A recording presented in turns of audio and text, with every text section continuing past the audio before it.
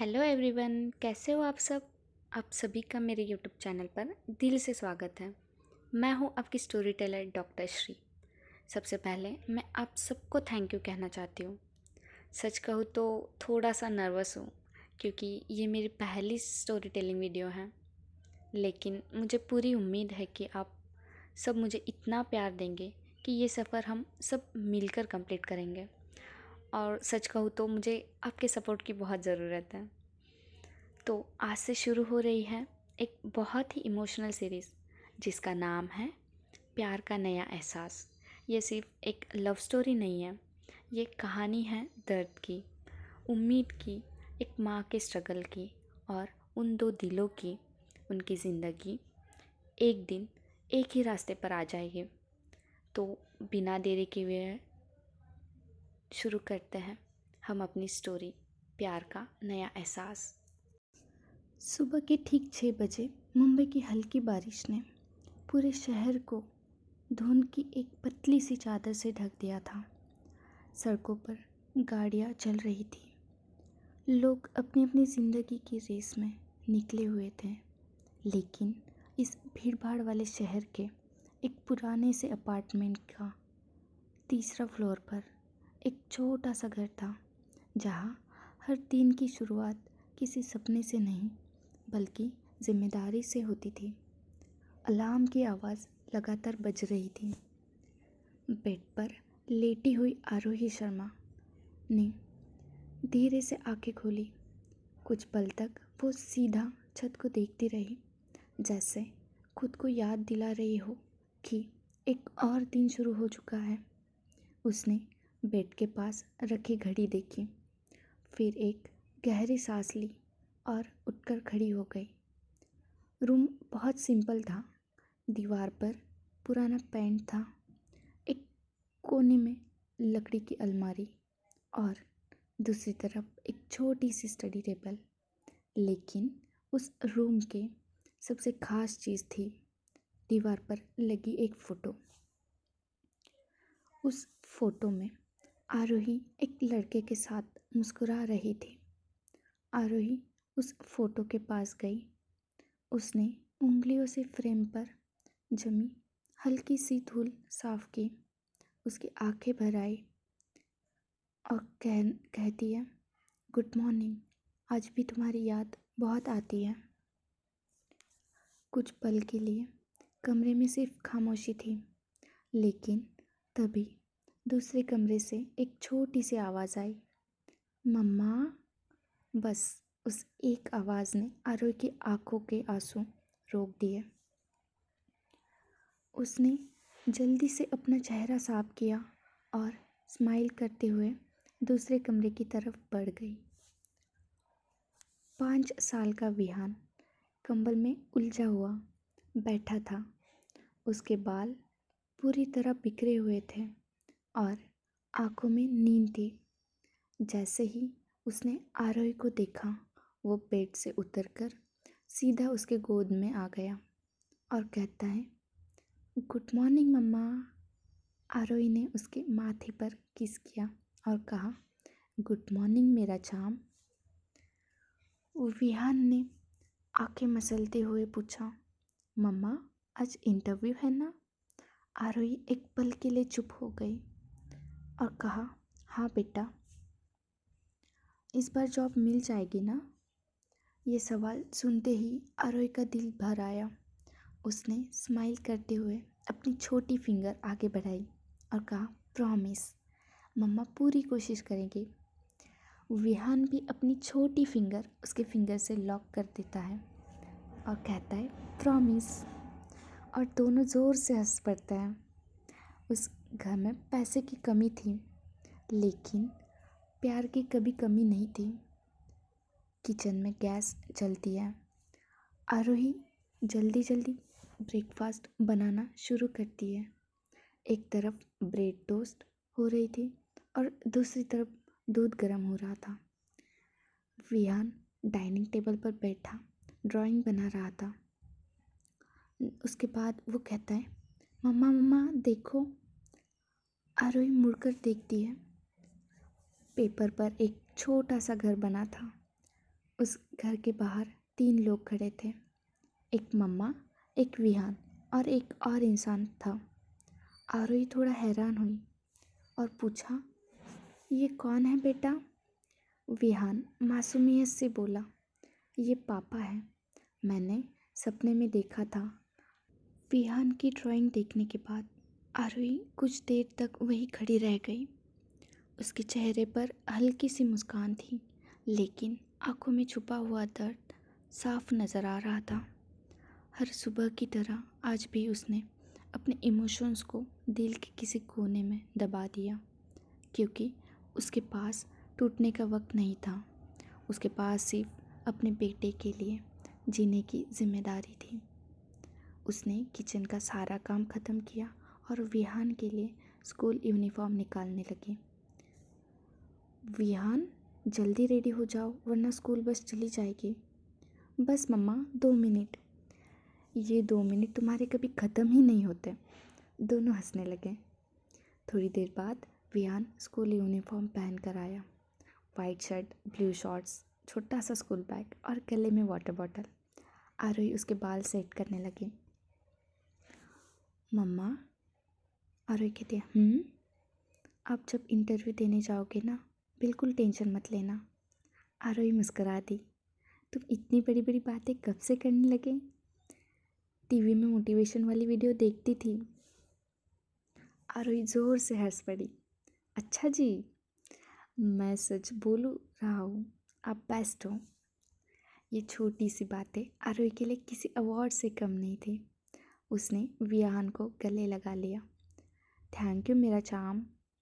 कुछ देर बाद school bus apartment के बाहर आकर रुक गई।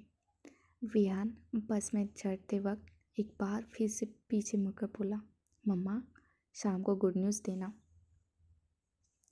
आरोही ने मुस्कुराते हुए हाथ हिला दिया। पक्की बात।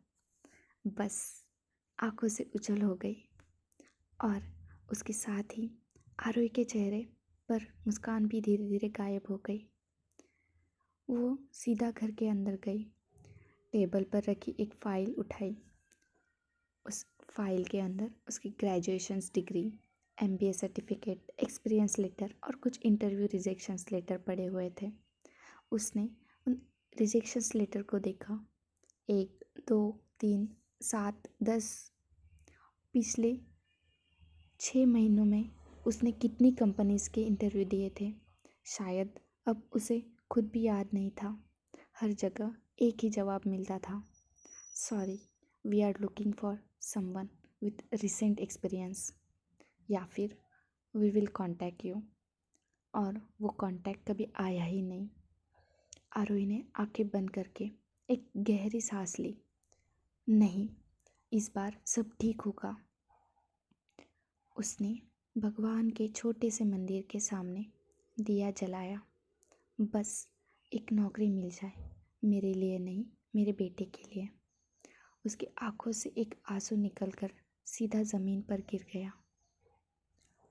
दूसरी तरफ मुंबई का सबसे बड़ा बिजनेस डिस्ट्रिक्ट में एक ब्लैक लग्जरी कार धीरे से आकर एक शानदार ग्लास बिल्डिंग के सामने रुकती है।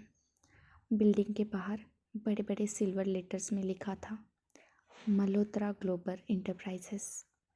सिक्योरिटी गार्ड्स तुरंत सीधे खड़े हो गए। ड्राइवर ने पिछला दरवाज़ा खोला। ब्लैक हील्स पहने एक लड़की धीरे से कार से नीचे उतरी है। ब्लैक फॉर्मल सूट, हाथ में लेदर फाइल, आंखों पर ब्लैक सनग्लासेस, चेहरे पर कॉन्फिडेंस और एटीट्यूड। ये थी Kiara Malhotra.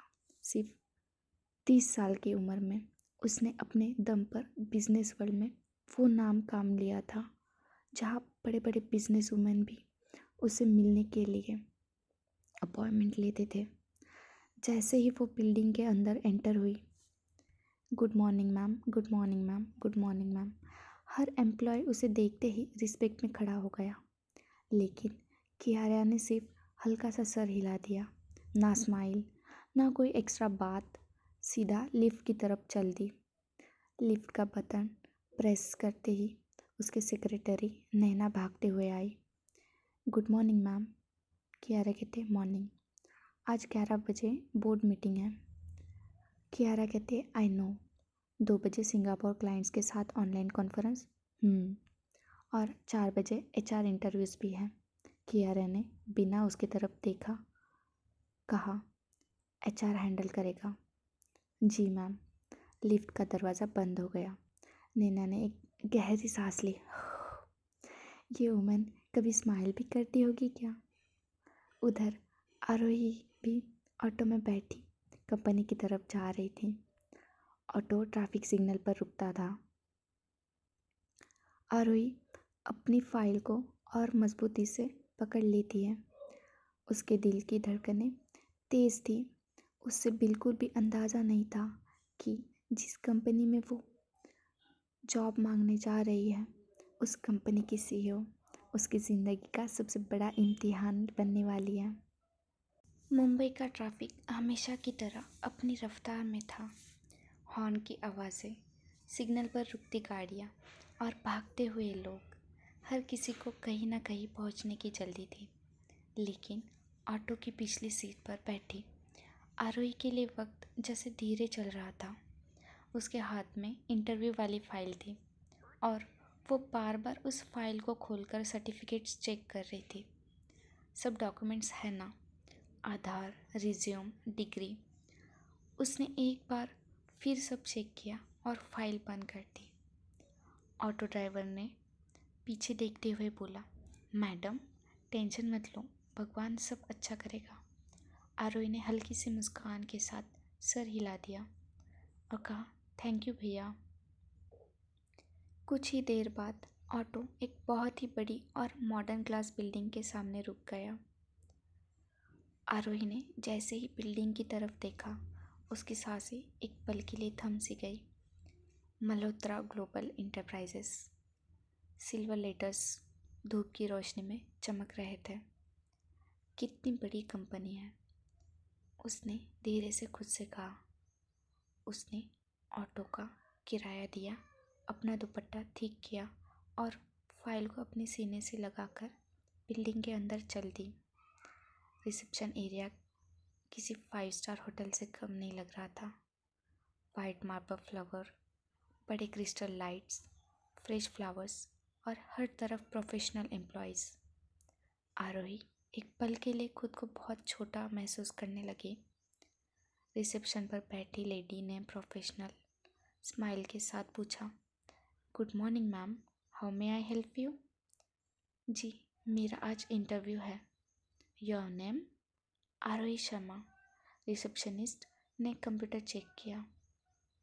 Yes ma'am, your interview is at 10 AM। Please take a seat. Aarohi then thank you कहते हुए अपनी सीट पर जाकर बैठ गई। वहाँ पहले से ही लगभग 10 और कैंडिडेट बैठे हुए थे। सब ब्रांडेड क्लॉथेस पहने हुए लैपटॉप्स लेकर लास्ट मिनट प्रिपरेशन कर रहे थे।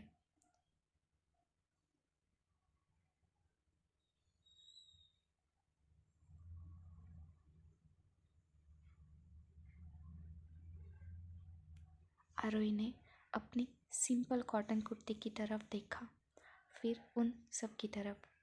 उसके दिल में एक ही ख्याल आया, क्या मैं सच में यहाँ फिट हूँ? उसने तुरंत अपना ध्यान हटा दिया। नहीं आरोही, तुम यहाँ जॉब मांगने नहीं, अपनी मेहनत दिखाने आई हो।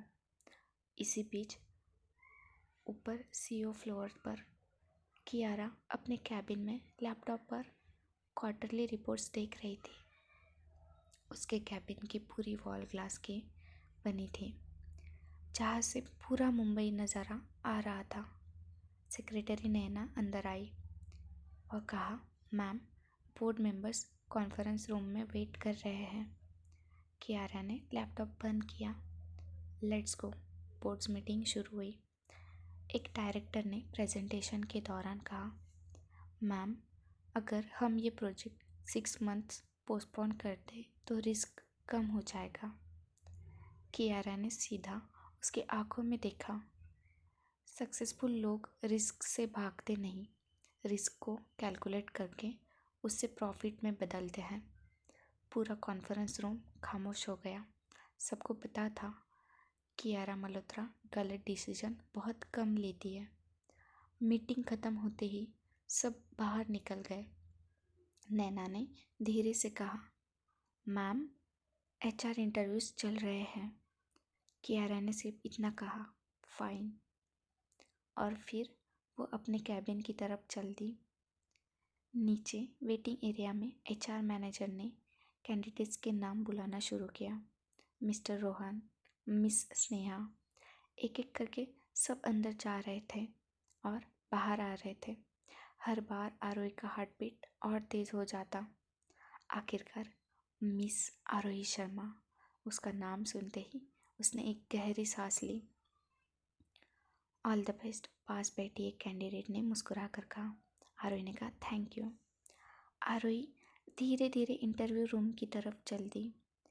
उससे बिल्कुल अंदाज़ा नहीं था कि उस इंटरव्यू का एक छोटा सा फैसला उसकी पूरी ज़िंदगी का रास्ता बदलने वाला था। तो गाइस, इसी के साथ हमारा पहला एपिसोड ख़त्म होता है। तो हम जल्दी मिलते हैं एपिसोड सेकंड में। आई होप आपको मेरी वॉइस पसंद आई होगी। प्लीज़ यार, अगर वॉइस अच्छी नहीं लगी फिर भी सपोर्ट करो। मुझे कोई एक्सपीरियंस नहीं है स्टोरी अपलोड करने का, बट फिर भी मैं ट्राई कर रही हूँ। तो फिर हम नेक्स्ट एपिसोड में देखते हैं कि क्या आरोही इंटरव्यू क्लियर कर पाएगी और क्या उसकी पहली मुलाकात कियारा से इसी कंपनी में होगी, या किस्मत ने उनके लिए कुछ और ही प्लान कर रखा होगा। तो जल्दी मिलते हैं। Bye bye guys, take care.